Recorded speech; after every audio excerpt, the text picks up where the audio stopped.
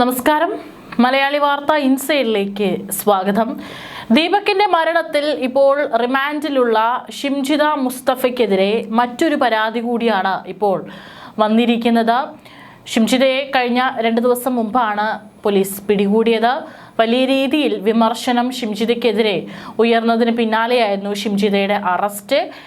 അതിന് പിന്നാലെ തന്നെ ഇപ്പോൾ ഷിംജിതയ്ക്കെതിരെ ദീപകിന്റെ കുടുംബം പരാതി നൽകിയിട്ടുണ്ടായിരുന്നു. ഇപ്പോൾ മറ്റൊരു പരാതി കൂടിയാണ് ഉയർന്നു വന്നിട്ടുള്ളത്. അന്ന് ഈ ഒരു സംഭവം നടക്കുമ്പോൾ ദീപക് അപമര്യാദയായി പെരുമാറിയെന്ന് പറയുന്ന വീഡിയോ ചിത്രീകരിക്കുന്ന സമയത്ത് ആ ബസ്സിലുണ്ടായിരുന്ന മറ്റൊരു പെൺകുട്ടിയാണ് ഇപ്പോൾ ഷിംജിതയ്ക്കെതിരെ പരാതി നൽകിയിരിക്കുന്നത്. ഇനി എന്തിനാണ് ആ പെൺകുട്ടി കൂടി ഷിംജിതയ്ക്കെതിരെ പരാതി നൽകിയിരിക്കുന്നത്? ഷിംജിത വീഡിയോ ചിത്രീകരിച്ച ആ ബസ്സിലുണ്ടായിരുന്ന പെൺകുട്ടിയാണ് കണ്ണൂർ പോലീസിൽ പരാതി നൽകിയിരിക്കുന്നത്. കാരണം തൻ്റെ മുഖം അനാവശ്യമായി ചിത്രീകരിച്ച് സമൂഹ മാധ്യമങ്ങളിൽ പ്രചരിപ്പിച്ചെന്നാണ് പരാതി. ആ വീഡിയോ കണ്ടിട്ടുള്ളവർക്ക് മനസ്സിലാകാം. ഇപ്പോഴും ആ വീഡിയോ സോഷ്യൽ മീഡിയ പേജുകളിലൊക്കെ തന്നെയുണ്ട്, പല ആളുകളുടെയും കയ്യിലും ഉണ്ടാവും. ആ വീഡിയോയിൽ മറ്റൊരു പെൺകുട്ടി കൂടി ഈ ഷിംജിത പല ആംഗിളുകളിൽ നിന്നാണ് ആ വീഡിയോ ചിത്രീകരിക്കുന്നത്. അതിനെതിരെയൊക്കെ വിമർശനം ഉയർന്നിരുന്നു. അതിൽ ഏതോ ഒരു ക്ലിപ്പിൽ ആ ഒരു ഷിംജിതയ്ക്ക് തൊട്ടപ്പുറത്ത് മറ്റൊരു പെൺകുട്ടി കൂടി അവിടെ നിൽക്കുന്നതായിട്ട് കാണാൻ സാധിക്കുന്നുണ്ട്. ആ പെൺകുട്ടി ഇടയ്ക്ക് ചെറുതായി ഒന്ന് ഈ വീഡിയോയിലോട്ട് നോക്കുന്നുണ്ട്. ഒരുപക്ഷെ ആ പെൺകുട്ടിയും എന്താണ് ഇത് മനസ്സിലാക്കാതെ ആയിരിക്കാം. ഒരുപക്ഷെ ആ പെൺകുട്ടിയുടെ ചിത്രം കൂടിയാണ്, അല്ലെങ്കിൽ ആ പെൺകുട്ടിയുടെ നോക്കുന്ന ഒരു വീഡിയോ കൂടിയാണ് ഇപ്പോൾ ഷിംജിത സോഷ്യൽ മീഡിയയിൽ പോസ്റ്റ് ചെയ്ത സമയത്ത് വൈറലായപ്പോൾ, ഈ വീഡിയോ വൈറലായപ്പോൾ ആ പെൺകുട്ടിയുടെ മുഖം കൂടിയാണ് സമൂഹം കണ്ടിരിക്കുന്നത്. ഇതിൽ സമൂഹത്തിന് ആ പെൺകുട്ടി തെറ്റുകാരിയാണോ ഇല്ലേന്ന് അറിയില്ല. പക്ഷേ ആ പെൺകുട്ടിയുടെ മുഖം ഇപ്പോൾ അനാവശ്യമായി ഇത്തരത്തിൽ, പ്രത്യേകിച്ച് ഒരാളുടെ മരണത്തിന് വരെ ഇടയാക്കിയ ഈ ഒരു വീഡിയോയിൽ ആ കുട്ടിയുടെ മുഖം കൂടി കാണുന്നത് ഉള്ളത് കൊണ്ടാണ് ആ പെൺകുട്ടി ഇപ്പോൾ പരാതിയുമായി രംഗത്ത് വരുന്നത്. ഈ പരാതിയുടെ വിശദാംശം ആവശ്യപ്പെട്ട് കണ്ണൂർ സിറ്റി പോലീസ് കമ്മീഷണർക്ക് വിവരാവകാശ അപേക്ഷ നൽകിയെന്നും ദീപകിന്റെ ബന്ധു സനീഷ് പറഞ്ഞിട്ടുണ്ട്. ഈ വീഡിയോ നീക്കം ചെയ്യണമെന്ന്, അല്ലെങ്കിൽ തന്റെ ഭാഗം നീക്കം ചെയ്യണമെന്ന് ആവശ്യപ്പെട്ട് 17-നാണ് ഈ പെൺകുട്ടി പരാതി നൽകിയിരിക്കുന്നത്. കാരണം അനാവശ്യമായിട്ട് ആ പെൺകുട്ടിയുടെ മുഖം കൂടിയാണ് ഇപ്പോൾ എല്ലാവരും കണ്ടുകൊണ്ടിരിക്കുന്നത്. സോഷ്യൽ മീഡിയയിലടക്കം അത് ഇപ്പോൾ ആ വീഡിയോ എല്ലായിടത്തും കിട്ടുന്നുണ്ട്. അപ്പോൾ ആ കുട്ടി അതിനാലാണ് പരാതി നൽകിയിരിക്കുന്നത്. ഏതായാലും ഈ പെൺകുട്ടിയുടെ പരാതി ന്യായമാണ്. കാരണം ഇത്തരത്തിൽ അനാവശ്യമായി നമുക്ക് ഒരാളുടെയും ഫോട്ടോ ചിത്രീകരിക്കാനും അത് സോഷ്യൽ മീഡിയയിലൊക്കെ പോസ്റ്റ് ചെയ്യാം, പ്രത്യേകിച്ച് നെഗറ്റീവായിട്ടുള്ള കാര്യങ്ങളിൽ ഇങ്ങനെ പോസ്റ്റ് ചെയ്യാനൊന്നും തന്നെ നമുക്ക് നമ്മുടെ നിയമം അനുവദിക്കുന്നുണ്ടോ എന്നുള്ളത് കൂടി നമുക്കൊന്ന് പരിശോധിക്കാം. ഇന്ത്യയിൽ ഒരാളുടെ ചിത്രങ്ങൾ അവരുടെ അനുവാദമില്ലാതെ ഉപയോഗിക്കുന്നതോ അവരുടെ സമ്മതമില്ലാതെ ചിത്രങ്ങൾ പോസ്റ്റ് ചെയ്യുന്നതോ അവരുടെ സ്വകാര്യതയ്ക്കുള്ള അവകാശത്തെ ലംഘിക്കാൻ സാധ്യതയുണ്ട്. ഇന്ത്യൻ ഭരണഘടനയുടെ ആർട്ടിക്കിൾ 21 പ്രകാരം സ്വകാര്യതയ്ക്കുള്ള അവകാശം സംരക്ഷിക്കപ്പെട്ടിരിക്കുന്നു. പരാതിപ്പെട്ട വ്യക്തികൾക്ക് ഒരു റിട്ട് ഹർജി ഫയൽ ചെയ്യാനും അവരുടെ ചിത്രങ്ങൾ അനധികൃതമായി ഉപയോഗിക്കുന്നതിന് സിവിൽ പരിഹാരങ്ങൾ തേടാനും കഴിയും.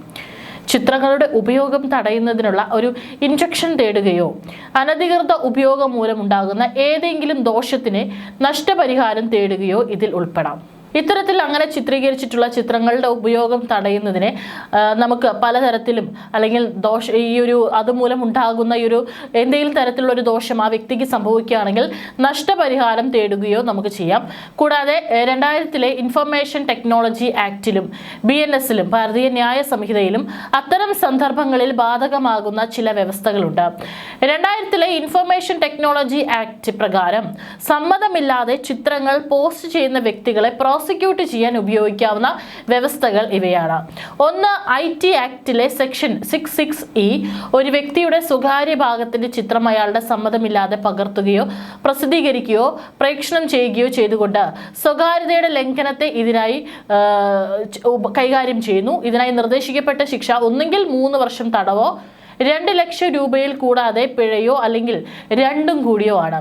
രണ്ടാമത് IT ആക്ടിലെ സെക്ഷൻ 67 പ്രകാരം ഇലക്ട്രോണിക് രൂപത്തിൽ അശ്ലീല വസ്തുക്കൾ പ്രസിദ്ധീകരിക്കുകയോ പ്രക്ഷേപണം ചെയ്യുകയോ ചെയ്യുന്നതാണ്.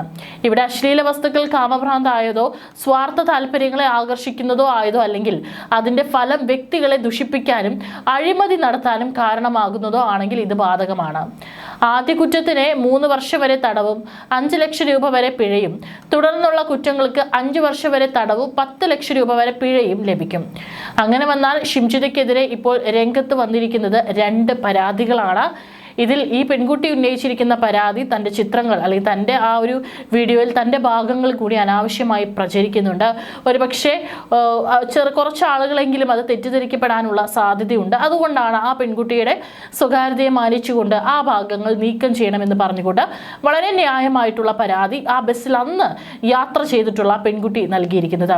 അന്ന് ആ ബസ്സിലുണ്ടായിരുന്ന ആരും തന്നെ ഇത്തരത്തിൽ ദീപകിന്റെ ഭാഗത്ത് നിന്ന് ഒരു തരത്തിലുള്ള ഇത്തരത്തിലൊരു മോശം അനുഭവം ഒന്നും തന്നെ ഉണ്ടായിട്ടില്ല എന്നുള്ള മൊഴിയടക്കം പുറത്തു വന്നിട്ടുണ്ട്. ഷിംജിതയ്ക്ക് മാത്രമാണ് ഇത്തരത്തിലൊരു അനുഭവം ഉണ്ടായത്. ഏതായാലും കേസിൽ പ്രതിയായ ഷിംജിതയുടെ റിമാൻഡ് റിപ്പോർട്ടും പുറത്തു വന്നിട്ടുണ്ട്.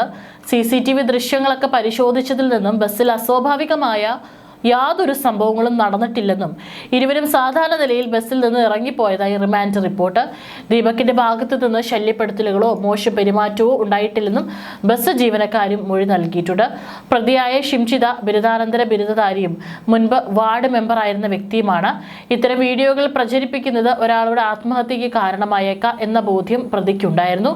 മരിച്ച ദീപകിനെ ഉൾപ്പെടുത്തി 7ഓളം വീഡിയോകൾ മൊബൈൽ ഫോണിൽ ചിത്രീകരിച്ചതായും ശേഷമായവ ഫേസ്ബുക്ക്, ഇൻസ്റ്റഗ്രാം തുടങ്ങിയ സോഷ്യൽ മീഡിയയിൽ പോസ്റ്റ് ചെയ്തതായും കണ്ടെത്തിയിട്ടുണ്ട്.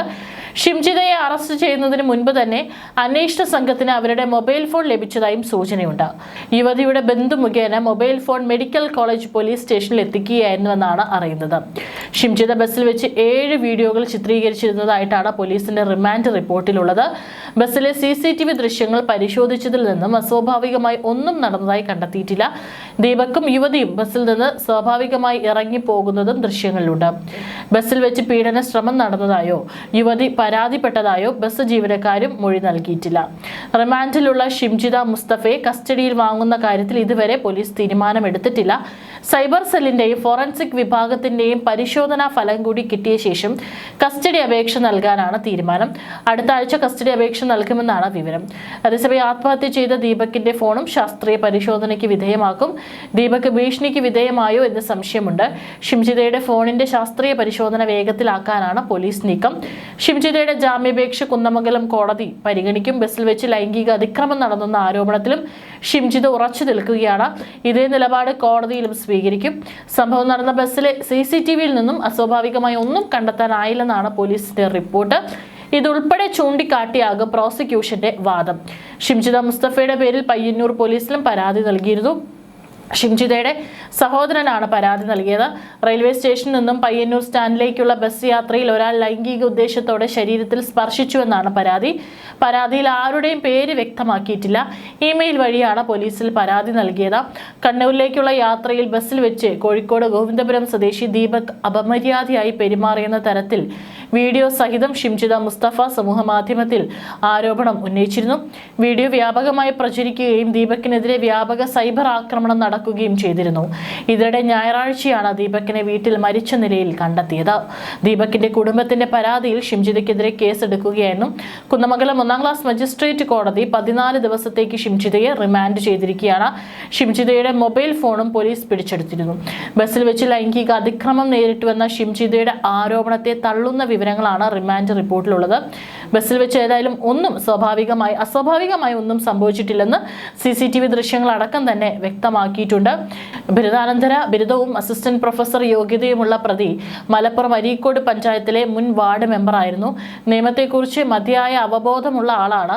ഏതെങ്കിലും ദുരനുഭവം ഉണ്ടായാൽ അടുത്തുള്ള പോലീസ് സ്റ്റേഷനിലോ നിയമാധികാരികളെയോ വിവരം അറിയിക്കാതെ ഇത്തരത്തിലുള്ള വീഡിയോകൾ ചിത്രീകരിച്ച് സമൂഹ മാധ്യമത്തിൽ പ്രചരിപ്പിച്ചാൽ കുറ്റാരോപിതൻ പ്രസ്തുത വീഡിയോ കണ്ട് മാനഹാനി നേരിട്ട് മനം നൊന്ത് ആത്മഹത്യ ചെയ്യാമെന്ന് വ്യക്തമായ അറിവും ബോധ്യവും പ്രതിക്കുണ്ടെന്നും റിപ്പോർട്ടിൽ പറയുന്നുണ്ട്. അതായത് കൃത്യമായിട്ട് ഷിംജിതയെ കുരുക്കാനുള്ള നിയമക്കുരുക്കിനുള്ള എല്ലാ സാധ്യതകളും മുൻനിർത്തിക്കൊണ്ടുള്ള റിപ്പോർട്ടാണ് ഇപ്പോൾ പുറത്തു വന്നിരിക്കുന്നത്.